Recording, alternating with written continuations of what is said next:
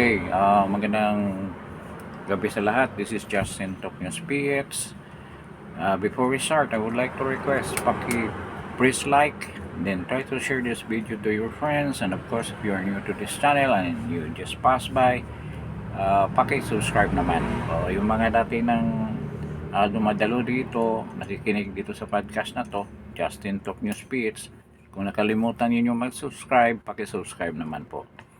So, ito tungkol din doon sa issue natin, yung natapos na fourth day ng impeachment trial sa Senate. So, ito i-discuss natin yung tanong ni Senator Amy. Kasi regarding ito doon sa investigation ng NBI. Kasi tinanong ng defense lawyers, bakit nag-a-attempt ba kayo na tuklasin din regarding dyan sa safety, sa threat na natatanggap ni VP Inday Sara. Kasi doon sa salita ni VP Inday Sara na may balak na gugurgur sa kanya. At tinanong din ito ng defense lawyer, sino ba ang pwedeng magtangka?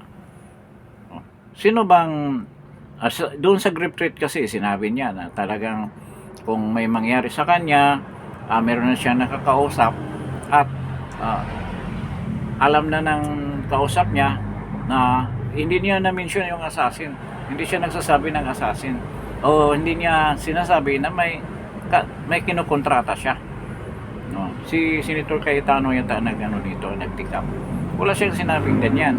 At sinabi niya na gugurgurin din yung tatlong bangag ng si Bongbong, si Bangag, si Lisa Tanas at saka si Tambaloslos kung anong mangyari sa kanya. So, yun nga ang kondisyon.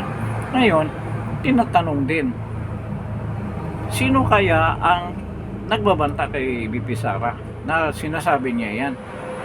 Di klaro-klaro. Hindi nga masabi ni Lutok yung testigo kung sino.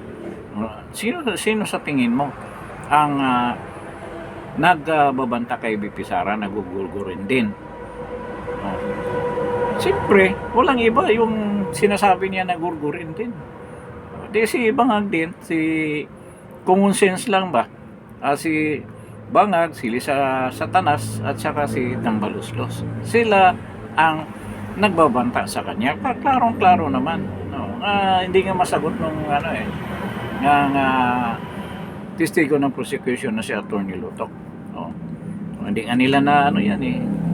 Kaya nga tinatanong kung nagkaroon ba kayo ng attempt na imbestigahan din kung sino ba nagbabanta kay VP Inday Sara.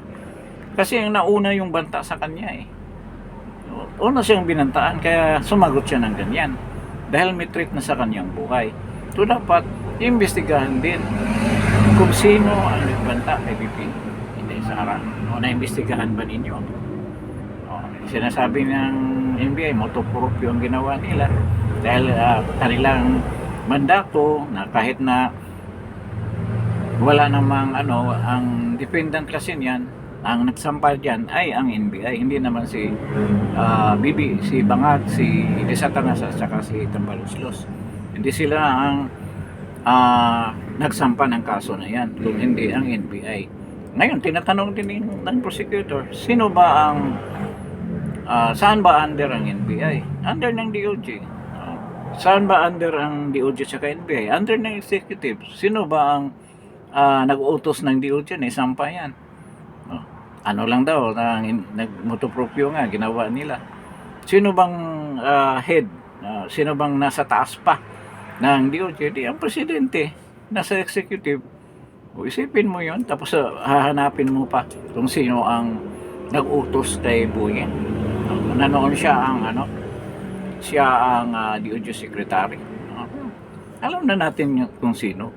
At ngayon, ayaw nilang, siyempre, hindi talaga nila aminin kung sino nag-utos. So, klarong-klaro naman yan. By deduction, alam na natin kung sino talaga ang nag-utos. Tayo, alam na natin lahat sila. Dyan lang sa trial na yan, i-deny yan ng mga prosecution. Pero dyan pa lang, huling-huli sila. Ngayon, tinanong ni Amy Marcos, may discrepancy yung invitation. Kaya tinanong sila, sinupoy na ba ninyo si BP Inday Sara? Sinupoy na daw nila para mag-appear na magkaroon na explain with regards to the grave threat at the same time daw may supoy na din tungkol doon sa investigation nila tungkol dyan sa threat sa threat sa buhay ni BP Inday Sara. Kaya nasabi niya yan. Gusto nilang tanongin si BP Inday Sara, baka may ibigay daw na clue sa kanila kung sino ba, meron bang ipahayag si BP Inday Sara kung sino ba yung nagbabanta sa kanya. Ngayon, sabi ni Amy, bakit?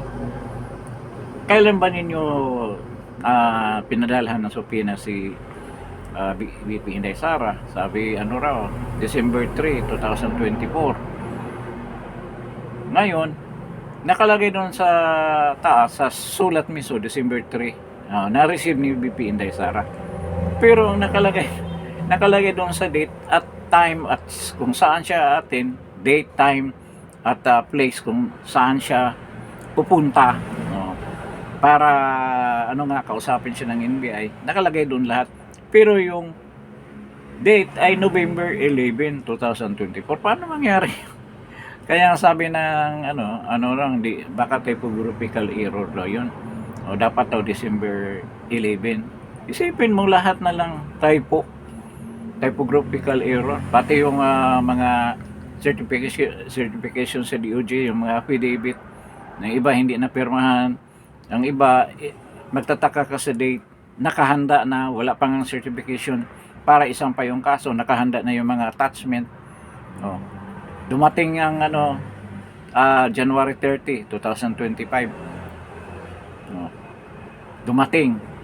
Sinampa February 5, pero may mga attachment na. Hindi pa nakarating yung certification, may attachment na siya. Magugulat ka, paano nangyari yan? So saan nila binase yung mga nila allegations? So nakahanda na lahat. Nandiyan na, may template na siya, may script na. Inahabol yung demanda mismo, yung certification. So inattach na lang nila doon. Kaya nga itong hindi alam kung ano mga laman ng mga attachments. Laging sablay doon sa mga date stamp. Kaya yun ang nangyari. So yung tanong doon, in-invite mo December 3. Pinadalhan mo ng subpoena. Tapos nakalagay na magkikita kayo ng November 11, 2024. So parang babalik sa time machine. Kung ibig sabihin itong mga subpoena na yan, parang gawa-gawa lang nila para suportahan yung sinasabi nila na talagang inimbitahan nila si BP Inday Sara.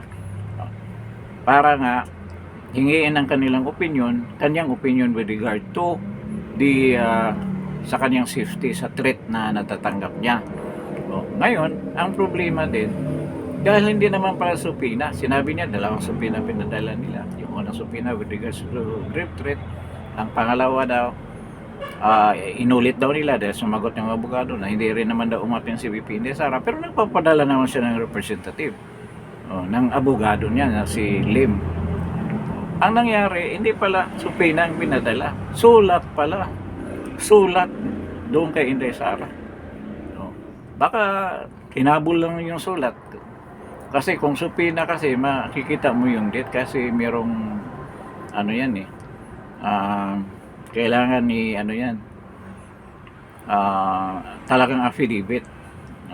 So parang iniwasan nila yan kaya sulat ang ginawa. Baka huli na yung sulat.